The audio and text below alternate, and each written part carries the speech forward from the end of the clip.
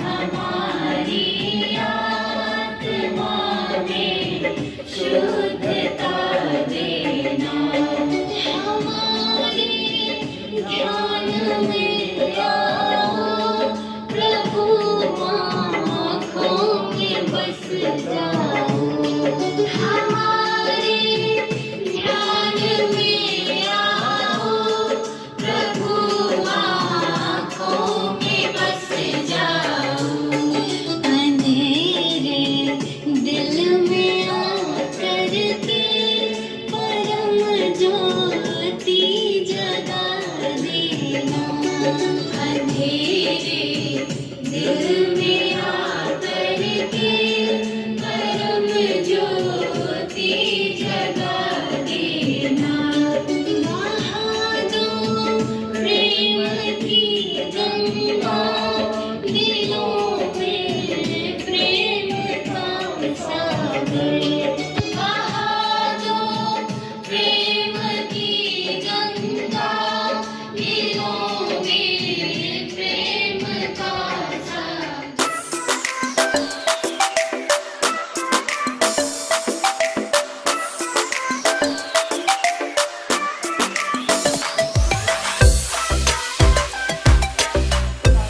बुनियादी शिक्षा को मजबूत करना, और इसके तहत शासन ने हमारा निपुण लक्ष्य जो चल रहा है अभियान, और हम लोग बखूबी अपने विद्यालय में कर रहे हैं।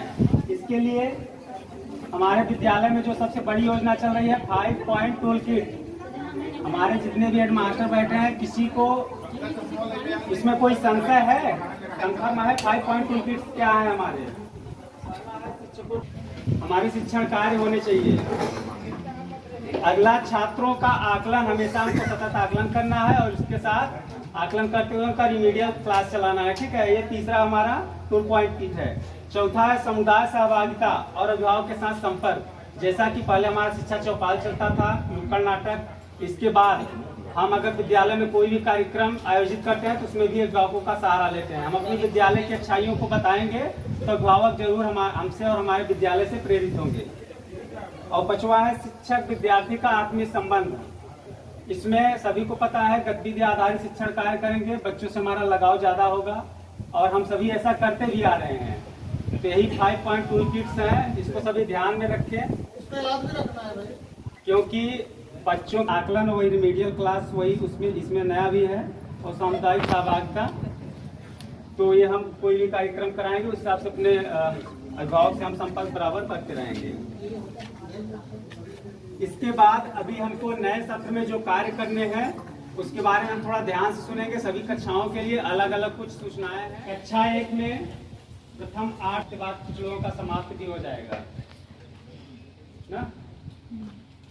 इसके बाद ये मतलब कुल मिला के अगस्त के पहले सप्ताह दूसरे सप्ताह में इसको खत्म होना है। इसके बाद जो हम कार्य करा रहे हैं, बच्चों के कार्य को हमको सुरक्षित रखना है। इसको ध्यान में रखना है कि जो हम कार्य कराए हैं बच्चों के, कोई भी अगर मान लीजिए क्राफ्ट का कला वगैरह या हम कुछ भी कार्य कराते हैं तो उसको हमको सुरक्षित रखना है। कभी भी अगर कोई हमसे पूछे तो हम उसको ताकि बता सकें।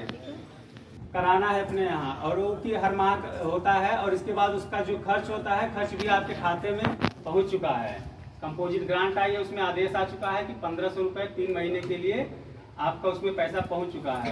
तो उस हिसाब से आपको करना है। आप अगर कोई भी अभिभावक आएंगे, अगर उनको जिस तरह से आप अपने यहाँ व्यवस्था देते हैं वो भी खुश रहते हैं। वही होता है कि अगर आए हमारे यहाँ तो उनको हम अच्छे से भेजें ताकि दोबारा आने के लिए वो प्रोत्साहित रहें। और आगे चलते हैं कक्षा 2 के लिए हिंदी संदर्शिका के अनुसार हमको कार्य करना है। प्रथम 4 सप्ताह में हमने जैसा कि रिमेडियल का कार्य कर रहे हैं, 5वें सत्र की संदर्शिका के अनुसार हमको शिक्षण कार्य करना है ना। 4 सप्ताह रिमेडियल के बाद हम फिर से आ जाएंगे, अपने संदर्शिका के अनुसार शिक्षण कार्य करेंगे। केस लाइन आकलन कर हम निपुण कार्य योजना के अनुसार कार्य करने की रणनीति बनाएंगे। ठीक है, उनका आकलन करेंगे, उनमें क्या कमियां हैं उसको पॉइंट आउट करते रहेंगे। जो बच्चे हमारे निपुण हैं उनको आगे की चीजें हम पढ़ाते रहें। जो बच्चे हमारे कमजोर हैं उनको हम उपचारात्मक शिक्षण के तहत उनके हम आगे बढ़ाने का कार्य करेंगे। जैसे कक्षा 2 में बच्चे हैं, उनको हिंदी के लिए 45 शब्द प्रति मिनट हमको पढ़ना मतलब उनको आना चाहिए। कक्षा 1 के बच्चे कुछ 2 में गए हैं, जो कुछ हो सकता है कि पढ़ लें। कुछ अगर बच्चे आकलन बाहरी टीम नहीं करेगी, जैसा हमारा अभी बाहर से टीम आती थी तो कक्षा 3 का भी निपुण आकलन होता था ना, वो नहीं होगा। बाकी सेम टू सेम प्रोसेस जैसे आपका पिछले वर्ष चला है वैसे ही इस साल भी चलेगा, उसमें कोई बदलाव नहीं है। ट्रैकर भरे जाएंगे, संदर्शिका के अनुसार ही सारे कार्य होंगे, केवल उनका बाहरी टीम आकलन नहीं करेगी। क्लियर हुआ? कक्षा 1 कक्षा 2 का आकलन होगा, कक्षा 3 का आकलन नहीं होगा, लेकिन कार्य हमको जैसे हम पिछले वर्ष करते हैं उसी प्रकार से कार्य करेंगे। ठीक है, जैसे अभी बताया गया 4 सप्ताह हमारा रिमेडियल चल रहा है, इसके बाद 5वें सप्ताह से हमारी इसमें पंखुड़ी किताब है, उसमें हम कार्य करना शुरू कर देंगे। सभी ट्रैकर को हमको भरना है और फिर गणित में रिव्यू करना है। इसके बाद प्रतियोगिता, जैसा कि आप सभी जानते हैं 6 से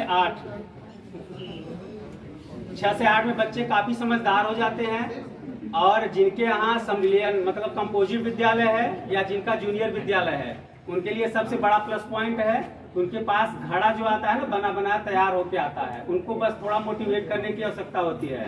कक्षा 1 में तो आपको निर्माण करना होता है, जो छोटे बच्चे आएंगे, बट 6 से 8 में आपके पास समझदार बच्चे आते हैं, उनको प्रतियोगिता के बीच जानकारी देनी है, क्योंकि अभी भी हमारे संकुल देवरा में ज्यादा प्रतियोगिता के बारे में ना टीचर्स को जानकारी है, ना उनके बच्चों को, ना उनके अभिभावक को। तो इस जानकारी को अगर यहाँ आपको बताया जा रहा है, ग्रुप में भी बातें शेयर की जाती है, तो इस पर आप उनको केंद्रित करिए। आप जब भी गांव में जाइए तो बच्चों को इन सब चीजों के बारे में जरूर बताइए, अभिभावक से भी चर्चा करिए। आपकी भी राष्ट्रीय विज्ञान की जो परीक्षा होती है, यहाँ प्रतिभा कोच की अपने BRC लेवल से परीक्षा होती है राष्ट्रीय आविष्कार की, यहाँ बच्चों का चयन होता है। अगर बच्चे अच्छे प्रतिभाशाली वाले हैं तो इसके बाद उनको टूर कराया जाता है अभी हर साल, मतलब पिछले 2 वर्षों से हमारी जानकारी में चल रहा है। तो अभी पिछले बार भी हम लोग गए थे, वहाँ पे बच्चों को टूर कराया जाता है, भ्रमण कराया जाता है, शैक्षिक भ्रमण होता है, उनको जानकारियाँ मिलती है। और इसके बाद अगर उनका अच्छा चयन है, मतलब अगर यहाँ टॉप 5 में है तो उनको जिले में भी ले जाया जाता है। और हमारे जूनियर स्तर पे बच्चे काफी अच्छे बच्चे हैं, काफी कलाकार बच्चे भी हैं। आज हम देख रहे थे प्राइवेट में पढ़ा रहे थे, शायद नहीं तो पास ही नहीं होते, और ना यहाँ पे टीचर होते हैं, 2 ही चीजें हैं। तो 6, 7, 8 में जो किताबें चल रही है हमारी बेसिक के ना, बहुत महत्वपूर्ण है, और बहुत सी अनगिनत चीजें उसमें छुपी हुई हैं। और राष्ट्रीय छात्रवृत्ति की परीक्षा में आप बच्चों को प्रेरित करिए जिनके यहाँ कंपोजिट विद्यालय है, और उनका फॉर्म ज्यादा से ज्यादा भराइए। पहली बार यहाँ पे जब चला था तो हमारे यहाँ बच्चे 3000 ही भरे थे, उस समय रैंक काफी कम आई थी। पिछले वर्ष संख्या ज्यादा थी, 8.5 के लगभग भरे थे, तो इस बार रैंक थोड़ा ज्यादा गई थी। इस बार उम्मीद है कि हम लोग क्रॉस कर जाएंगे, कम से कम 20,000 का टारगेट है कि 20,000 बच्चों को हम लोग फॉर्म भरवाएंगे। 495 सीट हमारे प्रयागराज में है। 4 साल बच्चों को 12,000 रुपये प्रति साल मिलेगी, 4 साल में 48,000 रुपये मिलेगा। गार्जियन को आप वहाँ जाइए तो वहाँ इसके बाद प्रेरित करिए कि अगर बच्चा आपका परीक्षा पास कर गया तो 9-10 में रुकेगा नहीं, और अगर 10 में पास हो गया, कहीं टॉप 5 में अगर उसको जगह मिल गई तो 1 लाख रुपए एक टैबलेट भी उसको सरकार की तरफ से मिलता है। इसके बाद 11 पढ़ेगा, अगर वो ऐसे ही प्रोत्साहित होता रहेगा तो 12 में भी अगर टॉप 5 में आया तो वही चीज व्यवस्था है कि 1 लाख टैबलेट उसको सरकार के द्वारा फिर से दोबारा मिलेगी। तो इस प्रकार से हम अपने विद्यालय में प्रतियोगिता के लिए बच्चों को जागृत करेंगे, और यही हमारी सबसे बड़ी उपलब्धि रहेगी। अगर हमारे यहाँ बच्चे प्रतियोगिता में क्रॉस कर गए तो समाज में हमारे लिए एक बार फिर से शिक्षक की जो भूमिका है अपर रहेगी। वो पिछले वर्ष DBT में जितने भी बच्चों को पैसा मिला है, जितने बच्चों का नहीं मिला है, उसका पूरा बायोडाटा एक रजिस्टर मतलब उसमें चार्ट में बना के अपने ऑफिस में उसको टांग लेंगे। BO सर का एक आदेश है। इन्हीं शब्दों के साथ हमारा चैप्टर खत्म हुआ। धन्यवाद। साप्ताहिक योजना, फिर दैनिक कार्य योजना। दैनिक कार्य योजना पर जहाँ भी जिस विद्यालय में कार्य होता है उसका प्रतिफल दिखता है, और जो लोग नहीं कर रहे हैं उनसे भी आग्रह है वो भी करें। जब कोई कार्य होगा तब उसका प्रतिफल दिखेगा। इसके बाद अकादमी वर्ष 2024-25 में पाठ्य पुस्तक, संदर्शिका एवं कार्य पुस्तिका का प्रभावी उपयोग कैसे करें, इस पर चर्चा करेंगी श्रीमती गीता रानी। टीचर ने चेक तो किया है, भरवाया भी है, चेक भी किया है, लेकिन वह गलत चेक है। बच्चे ने गलत भरा हुआ है और हमारे टीचर के द्वारा चेक भी है, तो ऐसा ना हो। अगर आपका साइन है, आपने टिक किया है, उसे देख कर करें। अगर बच्चा गलत किया है तो पहले इसको सुधरवाएं, उसके बाद फिर करें। सभी शिक्षकों को मेरा सादर नमस्कार। मैं प्रमोद दुबे प्राथमिक विद्यालय कुछ यहाँ से ट्रांसफर होकर दक्षिणा से यहाँ पर सुषमा मैडम की जगह पर प्राथमिक विद्यालय जब घास में आया हूँ। प्रेरक शिक्षकों के बारे में हमें बताना है। कल का ये मैसेज मिला तो मैंने भी विचार किया कि आज कम से कम मीटिंग में चलेंगे तो सबसे परिचय हो जाएगा एक बार, हमको भी जान लेंगे लोग, आपको भी जान लूँगा। तो आप तो खुद ही सभी लोग शिक्षक हैं, शिक्षक को कुछ बताने की आवश्यकता नहीं है। जहाँ तक है शिक्षक का सबसे प्रमुख कार्य सभी लोग जानते हैं कि शिष्य को सीखने के प्रति जागृत करना उसका परम धर्म है, परम कर्तव्य है। और उसके लिए उसके पास तमाम गुण जो होते हैं वो ऐसे ज्ञान की जरूरत है। ज्ञान जो व्यक्ति के पास होगा तभी शिक्षा देगा। इसके पश्चात जो है आपका संप्रेषण कौशल सबसे अच्छा होना चाहिए। कितना अच्छा अपनी बातों को बता सकते हैं, छोटे बच्चों को रिझा सकते हैं, वो सबसे ज़्यादा महत्वपूर्ण है। और उससे भी महत्वपूर्ण है आपका समर्पण। आप कितना समर्पित होकर के अपना कार्य करते हैं, ये सबसे महत्वपूर्ण है। उतनी ही इंटरेस्ट से, जितना इंटरेस्ट से बच्चे सीखें उतने ही उसको अपना हीरो मानता है और उसी के हिसाब से कार्य करना प्रारंभ करता है, उसी से सीखता है विद्यालय और वैसे ही आदतें करना शुरू करता है। तो हमें अपने व्यक्तित्व पर, अपने कार्य व्यवहार पर उसी तरह का जो है नियंत्रण रखना चाहिए। वैसी चीज़ें करनी चाहिए जिससे कि बच्चा सीख करके कुछ आगे जाए। और सभी को पता है कि शिक्षक ही राष्ट्र का निर्माता होता है। इसका उदाहरण आप लोग को पता ही है। चाणक्य जैसा गुरु न होता, चंद्रगुप्त मौर्य ने घनानंद को पराजित न किया होता। और इसी के साथ जो है शिक्षकों के बारे में ज़्यादा बताने के लिए पौराणिक स्थिति में जाते हैं तो संदीपनी जैसे गुरु थे जिन्होंने श्री कृष्ण को शिक्षा दी, और श्री वशिष्ठ जी थे जिन्होंने श्री राम को शिक्षा दी। तो अब उस समय का ज़माना कुछ और, लेकिन आज का ज़माना कुछ और है। आज की जो शिक्षा विधा है वो बदल गई है। अब सामूहिक रूप से बैठा करके शिक्षण का कार्य किया जा रहा है। क्योंकि ये कहेंगे कि पढ़ाने के लिए बहुत सी आपको टेक्निक्स ऐसी खुद ही बताई जा रही हैं कि आपको कुछ ज़्यादा परेशान होने की जरूरत नहीं है।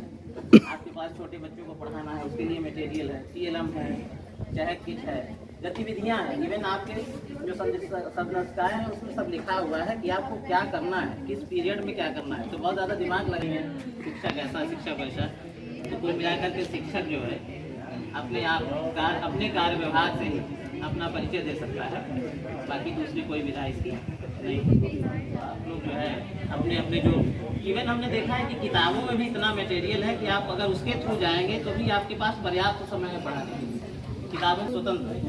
तो एक जो है सबसे बड़ी आनंददायी शिक्षा आजकल जो है ना, जो बच्चे को अच्छी लगे उस शिक्षा की तरफ जो है हम लोग को यही सिखाया जा रहा है। बार बार ट्रेनिंग का यही मतलब है कि हम कितना जो है आनंददायी शिक्षण करें जो शिक्षा को जो है इंटरेस्टिंग बना दे, बच्चे सीखने के लिए व्यग्र हो जाए। सबसे बड़ी बात है, पता चला हम लोग विद्यालय में बैठे हुए हैं, कुछ शिक्षकों को हमने देखा कि पता चला काम दिया, उसके बाद शिक्षक तो बैठे हैं, बच्चे बाहर आ गए हैं।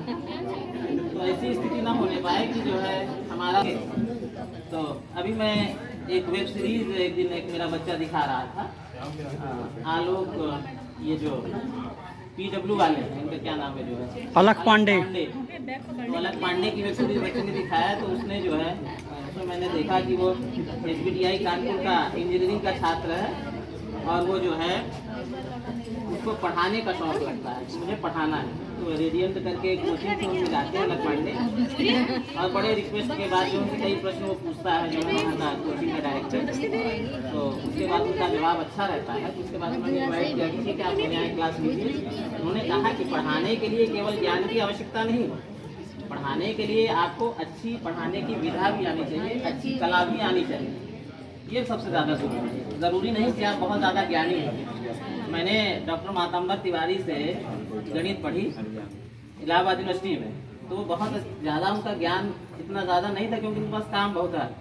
वो जो है प्रॉक्टर थे इलाहाबाद यूनिवर्सिटी में, लेकिन समस्या ये है कि जब वो पढ़ाते थे तो उनके ऐड किया दूसरे स्टाइल से, एकदम खुशी खुशी गए हंसते हुए, और बच्चे भी अचानक सोचे कि अब कैसा ये पढ़ाने के लिए आए हैं। और उन्होंने जो है कहा कि सेंटर ऑफ मास मुझे आज पढ़ाना है, तो सब लोग अपना अपना पेन निकालिए। पेन निकालने के बाद आप उसको अपनी उंगली पर बैलेंस करिए, और सभी बच्चे उसी में जुट गए। और बैलेंस करने के बाद जब धीरे धीरे कुछ लोग करने लगे तो उन्होंने बताया yes this is the exact point for the centre of mass of this object. और उसके बाद उन्होंने उसको डिमॉन्स्ट्रेट किया, बच्चों ने बहुत अच्छे से पढ़ा। उसके बाद जो पढ़ाने वाले थे वो नाराज हो गए कि भाई मेरा क्लास ले लिया, बच्चे बहुत वाह वाह कर रहे थे, उन्होंने देखा तो उन्होंने जो निकाल दिया कि आपको हम नहीं पढ़ा पाएंगे। तब अलग पांडे ने एक दूसरी कोचिंग अपनी डाली, ये कहा कि केवल फिजिक्स पढ़ने के लिए मुझसे बच्चे आना चाहे तो आ जाए।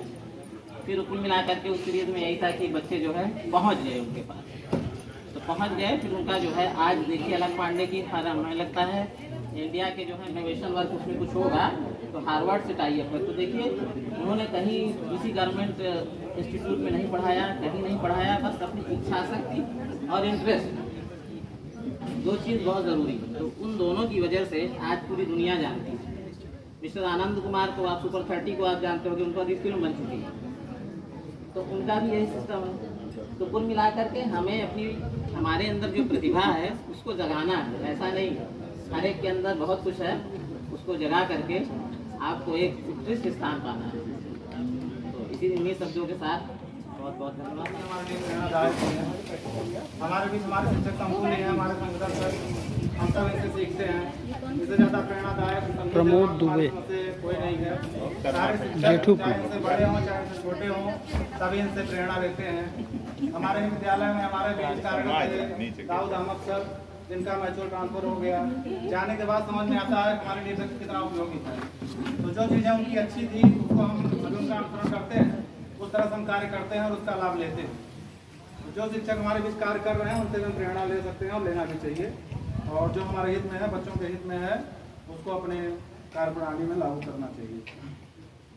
इसके बाद विद्यार्थी केंद्रित शिक्षण दृष्टिकोण और इसके लाभ, इस पर चर्चा करेंगे हमारे नवागंतुक टीचर। कुछ न कुछ तो बताया जाएगा।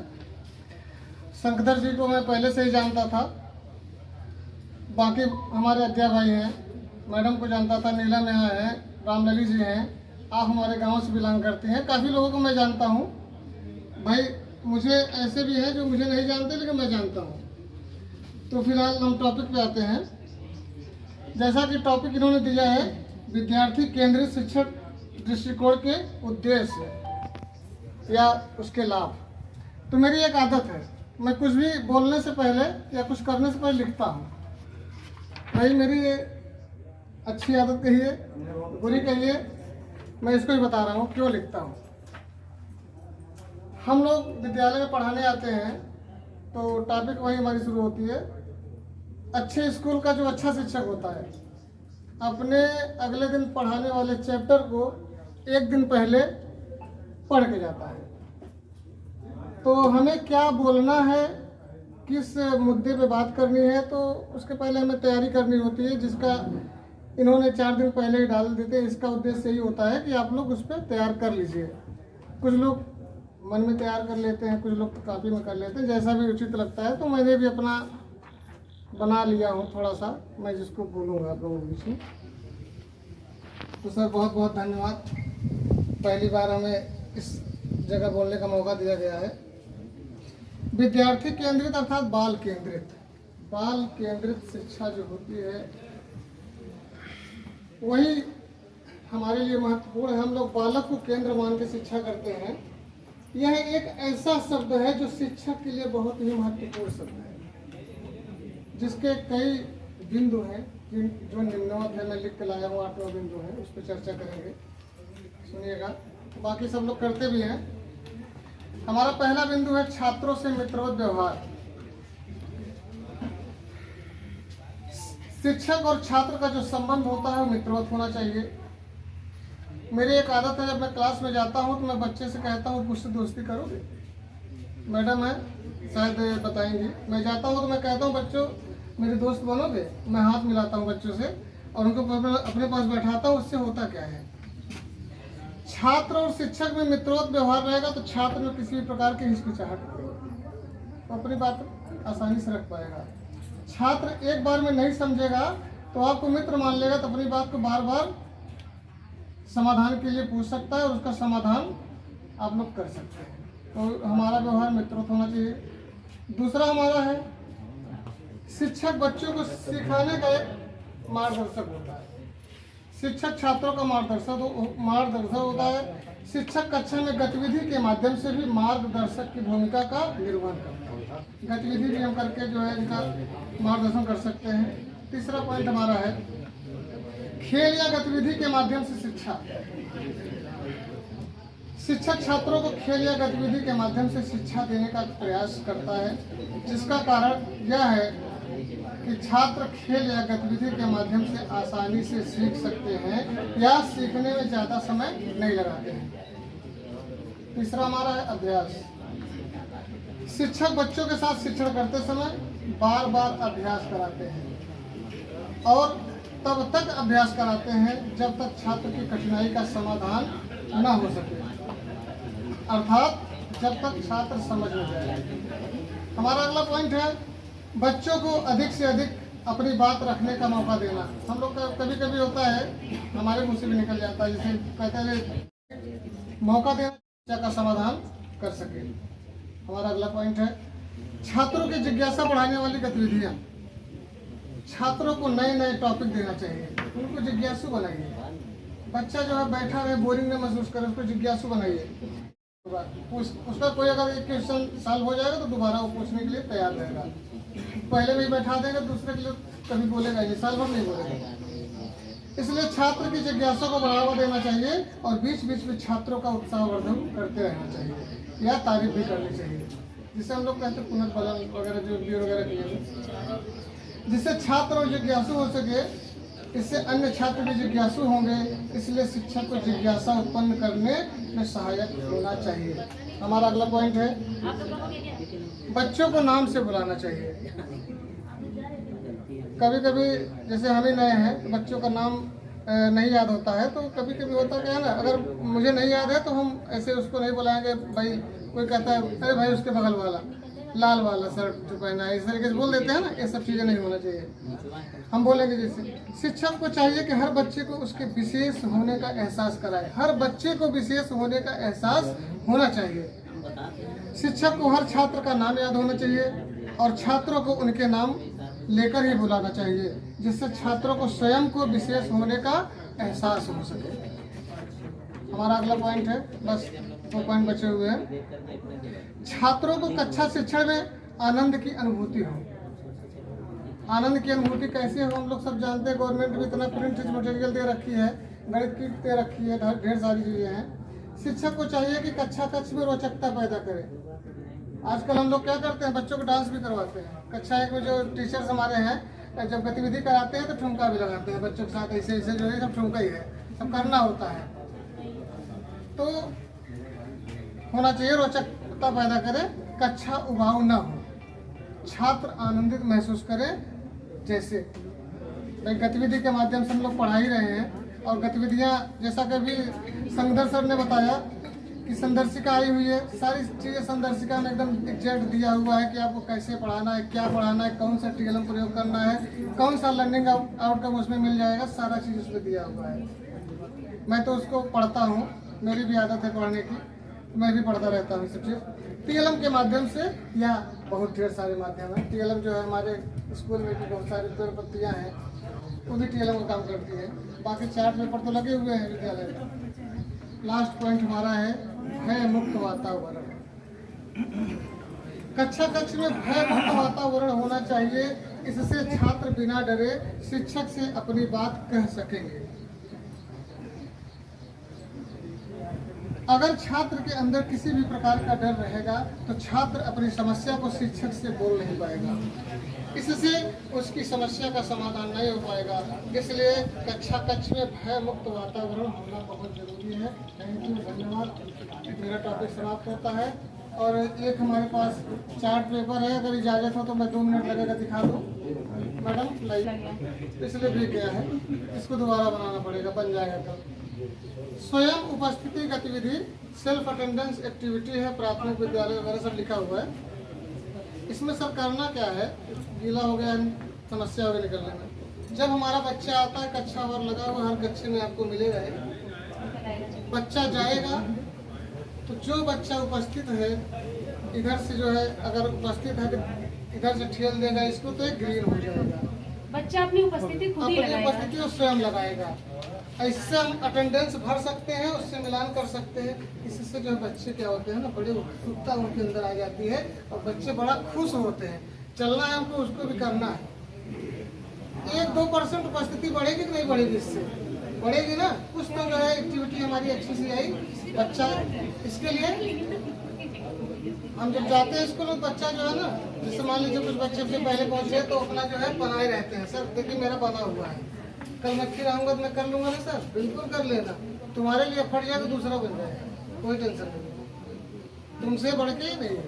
ये हमारी एक्टिविटी है, सेल्फ अटेंडेंस एक्टिविटी। बच्चा अगर नहीं आया 2 घंटे वेट किए, उसके बाद तब मेरा नंबर आएगा। इधर से हम ठेल देंगे तो यहाँ रेड हो जाएगा, अनुपस्थित निकल नहीं रहा है, रेड हो जाएगा। रेड और ग्रीन का जो है कितना कॉम्बिनेशन अच्छा लगेगा। कोई आएगा, अधिकारी भी आएगा तो देखेगा, चलो कुछ रहेगा। ये सब चीज़ें होनी चाहिए। और एक हमारी एक्टिविटी और है, बोल दे रहा हूँ, थैंक यू, इसको भी रखा जाए।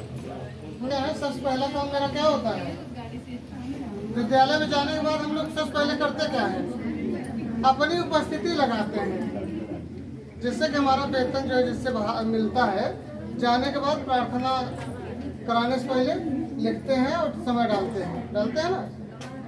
तो ये मैंने बच्चों के लिए बनाई है रजिस्टर। बच्चों के दिमाग में हमने डाला कि हम यहाँ सिग्नेचर करते हैं आने का और जाने का, तो आप भी जो है करो ना। इससे कितने फायदे होंगे। बच्चा एक जो है नाम जो नहीं लिख पा रहा होगा, नाम लिखने की उसकी आदत पड़ेगी। बच्चा महसूस करेगा खुद को गौरवान्वित होकर, उससे सिग्नेचर करवाते हैं। अगले दिन आने के लिए वो परेशान रहेगा कि अगले दिन एब्सेंट हो जाएगा। लाल पेन चढ़ा देते हैं, वो एब्सेंट लिख देते हैं। बच्चा कहेगा अरे मेरे नाम के आगे लाल चढ़ा हुआ है। तो हम ये भी करवाते हैं सर। Thank you. प्रयास साझा किए, जो कि हम करणी भी हैं, हम सब करेंगे, इसका लाभ हमें मिलेगा। इसके बाद छात्र उपस्थिति पर चर्चा करेंगे। 75% या अधिक छात्र उपस्थिति के लक्ष्य प्राप्त हो, प्रभावित हो या विद्यालय डार्ट से। वैसे तो सर ने काफ़ी अच्छा उपस्थिति के लिए बता ही दिया है, बस मैंने थोड़ा सा लिखा हुआ है जिसको मैं बता दे रही हूँ। सर ने बहुत अच्छा बताया है, उसको मैं भी करने का अपने विद्यालय में प्रयास जरूर करूँगी। मैंने लिखा है कुछ, जैसे हम लोगों को करना चाहिए प्रत्येक माह में अभिभावक शिक्षक बैठक का आयोजन विद्यालय में किया जाना चाहिए, जिसमें हम अभिभावकों को हम मतलब कन्विंस कर सकते हैं उसमें कि आप अपने बच्चों को विद्यालय में भेजें। और ARP एवं शिक्षकों की सहायता से जो बच्चे विद्यालय नहीं आते हैं उनके घर जाके नियमित रूप से डोर टू डोर अभियान का आयोजन किया जाना चाहिए। नियमित रूप से विद्यालय में खेल दिवस का आयोजन किया जाए तथा अभिभावकों से विभिन्न महत्वपूर्ण पहलू पर वार्ता करना चाहिए।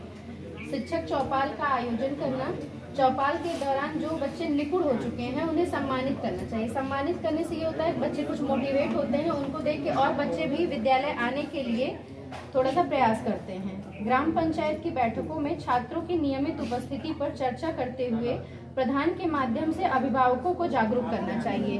हमसे अभिभावक जो होते हैं वो थोड़ा सा कम कन्विंस होते हैं, क्योंकि हम थोड़ा उनसे मतलब दूर से आते हैं। जो उनके ग्राम प्रधान होते हैं वो उनके गांव के ही होते हैं, तो वो उनसे ज़्यादा अटैच रहते हैं। अगर हम वहाँ पे उनके सामने ये बात रखेंगे कि आप अपने बच्चों को विद्यालय भेजें, तो थोड़ा सा वो ज़्यादा अच्छे से कन्विंस होंगे। Thank you. इसमें कार्यक्रम में रखा गया, अगले महीने से शिक्षक संकुल कार्यशाला में रखा जाएगा प्रस्ताव। जिस विद्यालय में मीटिंग रहे उस विद्यालय के निपुण छात्र सम्मानित किए जाएंगे। योजना कैसे बनाई जाए, इस पर चर्चा करेंगे अनिल कुमार सर, PMC विद्यालय देवरा से। पहले तो मैं अपना परिचय दे दूँ, कुछ लोग जानते हैं कुछ लोग नहीं जानते हैं। मैं अनिल कुमार, सहायक अध्यापक, PMC विद्यालय देवरा। प्रभावी शिक्षण योजना के अंतर्गत सबसे पहले तो ये है कि अगर हम जैसे सुबह स्कूल आते हैं, जैसा सर ने बताया अभी मेरे कि सिग्नेचर पहले करते हैं हम लोग, उसके बाद प्रार्थना, फिर कक्षा में हम कक्षा में जाते हैं अपने। तो बच्चों से कैसे लगाव, जुड़ाव कैसे उनसे बने। अब हम अगर क्लास में जाते हैं, अगर चाक उठा लिए और चालू कर दिए गुणा भाग गुण घटाना या हिंदी, कुछ बच्चे जो एक्टिव हैं तुरंत लग जाते हैं, लेकिन कुछ हैं जो आए हैं सुबह सुबह कुछ झूम ही रहे हैं, कुछ आंख रगड़ रहे हैं, कुछ जमुआई भर रहे हैं, अक्सर दिखते हैं बच्चे हमारे क्लास में। तो पहले तो आप कक्षा को अपने परिपेक्ष अपने से जोड़िए, उनको अपनी तरफ आकर्षित करिए कि बच्चे पहले आपसे जुड़ें, लगाव हो आपको बच्चों से। उसके लिए आप 2 मिनट जरूर टाइम दीजिए उनसे, पूछिए कम से कम बच्चों से कि आप लोग स्कूल आ रहे थे तो कोई दिक्कत नहीं हुई रास्ते में, या बच्चों कितने लोगों ने खाना खाया, हाथ खड़ा करो। पता लगा क्लास में 20 बच्चे हैं तो 10 लोगों ने हाथ खड़ा किया, 10 लोग कहे नहीं गुरुजी कुछ नहीं खाए। चलो अच्छा बनेगा, आज ये है MDM हमने बताया, अभी हो जाएगा जल्दी से, बस थोड़ा सा 1-2 पीरियड चलेगा, अभी क्लास चलेगी और जल्दी से आपका हो जाएगा। तो उससे क्या होता है, बच्चे जब आप थोड़ा सा बात करने लगते हैं उस माहौल में घुल जाते हैं कि हाँ चलो सर आ गए हैं, क्लास में पढ़ाई का एक माहौल बन गया है और पढ़ाई हो गई। तब उसके बाद हम अब प्रभावी शिक्षण, अब सबसे बड़ी बात होती है कि आप शिक्षण कैसा कर रहे हैं। आप आए तुरंत ब्लैक बोर्ड लिख दिए, कुर्सी बैठ गए, उससे कोई मतलब नहीं। तो बच्चों क्या करेंगे, पहले उनको उनके परिवेश की चीज़ें जो उनके आसपास, वो जिस माहौल में बड़े बड़े हैं या जिसको वो जानते हैं, चाहे वो नाम से हो, चाहे वो अक्षर से हो, चाहे गिनती से हो, किसी भी 1 2 3 कुछ भी हो, तो बच्चों को उस पर पहले चर्चा करेंगे उन सब चीज़ों। जैसे मान लीजिए हम सेकेंड ऑफ हम गए मैथ पढ़ाते हैं, जैसे हम गए, अब बच्चों को हमको अंकों का ज्ञान कराना है, या मान लीजिए 2 अंक की जोड़ घटाना करना है, कक्षा 2 बच्चों को 99 संख्या करना है, तो अब सिंपल हम लिख देते हैं, उस पर चेक करता हूँ मैं, लिख देता हूँ 20 + 15 बच्चे जोड़ के दिखा देंगे सर ये 5 बच्चे जो है सर हसीला हवा बका, पहले सवाल ये करते हैं हमसे सर हसीला हवा बकाई। अब उनको कंफ्यूज हो जाते हैं, सादा दे तो नहीं हसीलावा नहीं तो तुरंत जोड़ के दे देंगे तुरंत। अब वो जोड़े कैसे, अब उसके लिए कुछ टीएलएम तो है बहुत ज़्यादा नहीं, जो पूछा जैसे कि हमने उनके ही परिवेश से बोला बच्चे मिट्टी की गोलियाँ बना के ले आना, वो मैं रखा हूँ, उससे बच्चों को सिखाता हूँ, थोड़ा सा खुश हो जाते हैं। अरे गोली वाला बहुत जल्दी सीखते हैं बच्चे। जैसे बच्चे बुलाया 20 गोली दे दिया, बोला बच्चा 8 अलग कर दो, 8 अलग कर दो, 8 अंक ऊपर 8 अंक नीचे, तो हासिल न पूछेगा, नहीं कुछ नहीं पूछेगा, तुरंत कहेगा माता साहब 16 तुम बता देता है। लेकिन जैसे उस पर कहता हूँ करने के लिए, जिनको तो आता है हासिल वाला वो कर लेते हैं, जिनको नहीं आता कुछ देर सोचते हैं, फिर सोचते हैं चलो एक ही बार तो लिखा है 16 लिख दो, और वहीं अगर उन्होंने कोई गिनती और लिखी होती ऊपर नीचे तब वो कंफ्यूज हो जाते हैं। इसी तरह हमने ये तिलियों का बंडल बनाया है, या गांव में नीम का पेड़ है तो सीखे मिल जाते हैं, बच्चों से हमने बनवा लिया, लंच में हमने बंडल बना लिया, 10-10 के बना लिए, कुछ 100 के बना लिए। अब बच्चों को हमने दे दिया तो बांट दिया, हम बैठे रहते हैं, बच्चों को ब्लैक बोर्ड पर दे दिया है मैंने सवाल, अब बच्चे कैसे मजे मजे में जोड़ रहे हैं उसे, रख दिया इकट्ठे उठा के, बेटा कितना लिखा है सर 5 सी की निकालो, खूब आराम से निकाल लेता है 5 सी की। उसके बाद अब नीचे कितना लिखा है 3, अच्छा ठीक है 3 सी की निकालो। अब ऐसे पूछ लेता हूँ 5 3 कितना हुआ, कुछ तो कुछ बता देते हैं। लेकिन उससे क्या है, जो सबसे हमारे क्लास का बच्चा है अब तो 3 में चला गया, रुद्र नाम है उसका, थोड़ा सा हल्का सा दिमाग से भी कहेंगे तो खान पीन जो भी है सब है, कुछ नहीं आता, कुछ भी नहीं आता। लेकिन मैथ में अब तो सब पढ़ने लगा, छोटे मोटे मैथ में जब बोलिए रुद्र निकालो 5, ये 3 कितना हुआ 8 गुरुजी तुरंत। अब उसको ऐसे नहीं पता 8 क्या है, जब यहाँ सिंबल बनाते हैं हम 8 का, ये दिया उसको मैंने अभी 1 से 10 तक का, अब उसको मैंने सिंबल हटाया है, और एक उसकी कॉपी में मैंने एक 8 बना दिया, और फिर 8 के प्रारूप में डॉट डॉट डॉट करके जो कि पाठ्य पुस्तिका में दिया गया है। लेकिन कुछ बच्चे पाठ्य पुस्तिका आज दिए, कल नहीं मिली हमें, हम देते हैं, तो वही काम बनवा देता हूँ। तो उससे क्या हो, बच्चों की प्रैक्टिस, अंकों का ज्ञान। अब उसको 10 तक ये है कि 9 तक वो लिख लेता है, अब ऊपर नहीं बढ़ पा रहा है अभी, लेकिन उस पर चल रहा है। तो प्रभावी शिक्षण यही है कि मतलब बच्चे को अपने से जोड़ के, और बच्चे उस शिक्षा से प्रभावित हो, आपकी जो शिक्षा आप दे रहे हैं उससे उनका लगाव बढ़े, और बच्चे उससे कुछ सीखें। वो आप किसी भी परिवेश में रह के कैसे भी उनके परिवेश से जो उनको समझ में आए, जिससे वो बच्चे सीख पाए, यही है मेरे ख्याल से प्रभावी शिक्षण। सफल शिक्षण तकनीकों और अनुभवों को साझा करेंगे हमारे बीच उपस्थित संदीप कुमार त्रिपाठी सर, कंपोजिट विद्यालय कोलुआ से। कार्यक्रम की अध्यक्षता कर रहे हमारे इस ERC के वरिष्ठ ARP आदरणीय परम आदरणीय शुक्ला सर, हमारे प्रबुद्ध समस्त शिक्षक साथी एवं सामने बैठी हमारी सभी मातृशक्तियाँ, आप सभी का इस विद्यालय परिसर में हार्दिक स्वागत एवं अभिवादन है। जैसा कि हमारे बीच में अभी बहुत से शिक्षक साथी, चाहे शंकर सर हों, चाहे प्रमोद सर हों, सभी लोगों ने जो भी गतिविधि बताई है, शिक्षण पद्धति कैसे हम अपने अपनाएंगे, बहुत ही सरल और सुव्यवस्थित तरीके से इन्होंने बताई है। क्योंकि किसी भी देश के सामाजिक सांस्कृतिक विकास के लिए शिक्षा ही एक शक्तिशाली माध्यम है। यदि शिक्षा इस लक्ष्य को पूरा करना चाहती है तो उसे हम सभी लोग इस प्रकार से नियोजित करें, समाज का प्रत्येक व्यक्ति अपनी क्षमताओं, अपनी कुशलताओं एवं अभिवृत्तियों का समुचित विकास कर सके। क्योंकि किसी भी देश की प्रगति का मापदंड उस देश की शिक्षा व्यवस्था होती है और उसमें भी प्राथमिक शिक्षा अत्यंत महत्वपूर्ण होती है। इस आधुनिक दौर में बढ़ती हुई जनसंख्या को देखते हुए शिक्षण व्यवस्था को बिल्कुल छात्रों के अनुकूल होना चाहिए, न कि प्रतिकूल होना चाहिए, जिससे कि वह अपने अभीष्ट लक्ष्य को प्राप्त कर सके और शिक्षा की मुख्य धारा से जुड़ सके। जैसा कि सर अभी की शिक्षा का यही उद्देश्य ही है कि बच्चों के अंदर समग्र विकास हो, उनका मानसिक विकास हो, सामाजिक विकास हो, विचारधारा का विकास हो, चिंतनशील विकास हो, कल्पनाशील विकास हो। समग्र विकास में सभी गतिविधियां आ जाती हैं। इसलिए बच्चों के पठन पाठन में हम सीखने सिखाने के कौशल की प्रक्रिया में हम बच्चों के साथ आपसी तालमेल और व्यवहार एक दोस्त की तरह, एक अच्छे अभिभावक की तरह बैठ करके साझा कर सकते हैं। और इसके माध्यम से बच्चा हमारे विद्यालय में जब आएगा तो वह भयमुक्त रहेगा।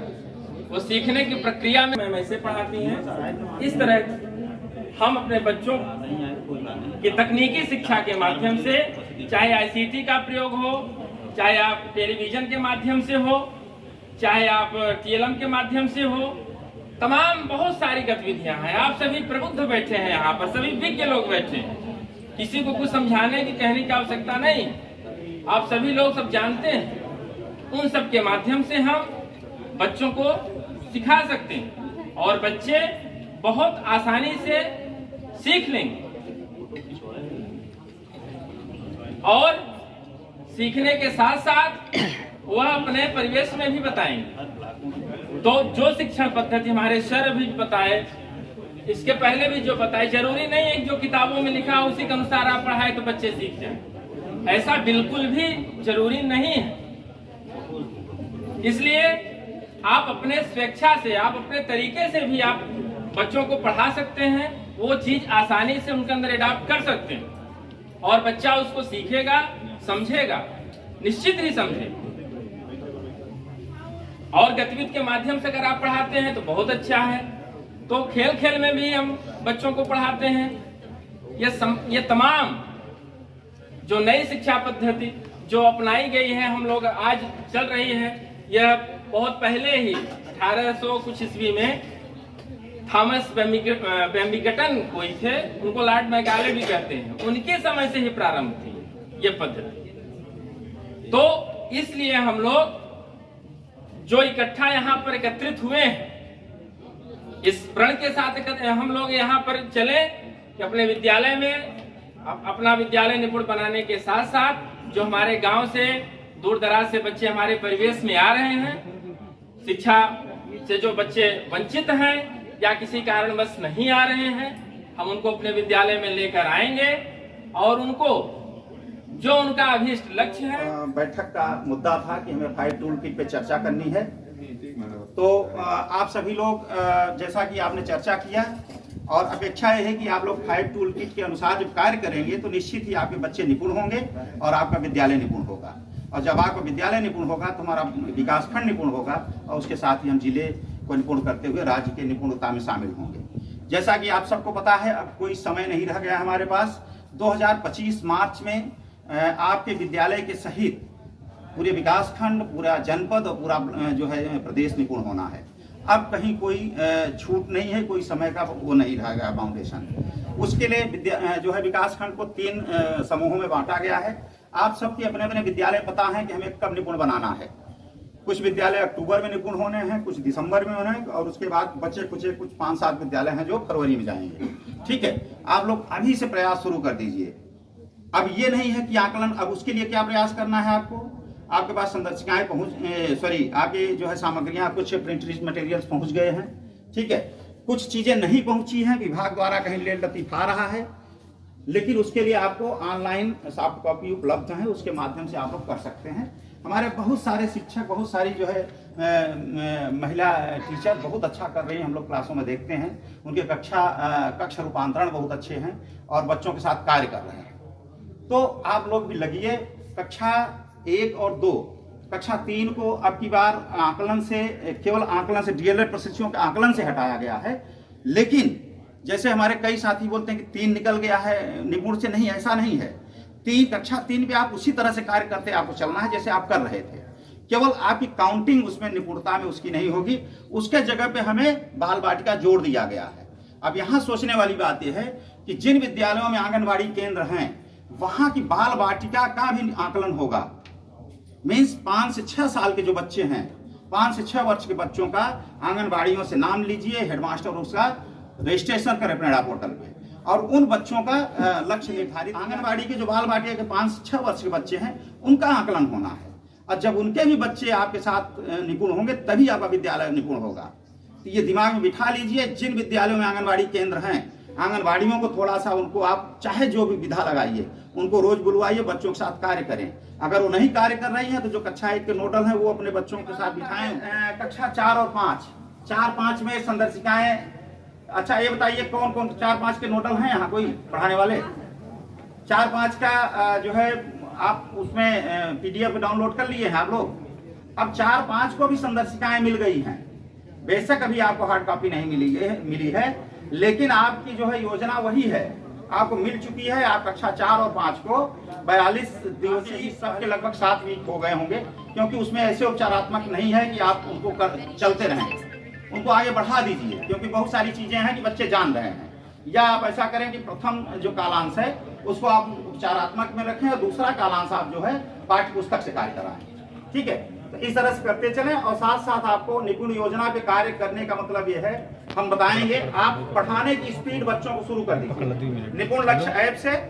और जो आपके पोस्टर लगे हुए हैं या निपुण लक्ष्य ऐप से वो कंटेंट्स निकाल लीजिए, उसको लिख लीजिए या तो प्रिंट करा लीजिए और चिपका दीजिए दीवारों पे।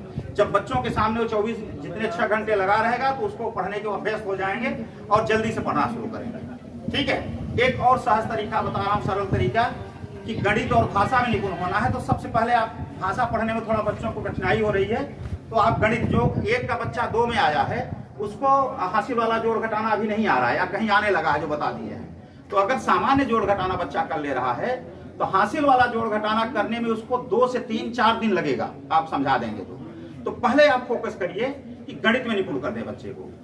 ठीक है, तो 2 वाले बच्चे को अगर आप गणित में पहले हासिल का जोड़, हासिल घटाना 2 अंकीय है जोड़ घटाना, और उसका मैक्सिमम जो योग है 100 के ऊपर नहीं है।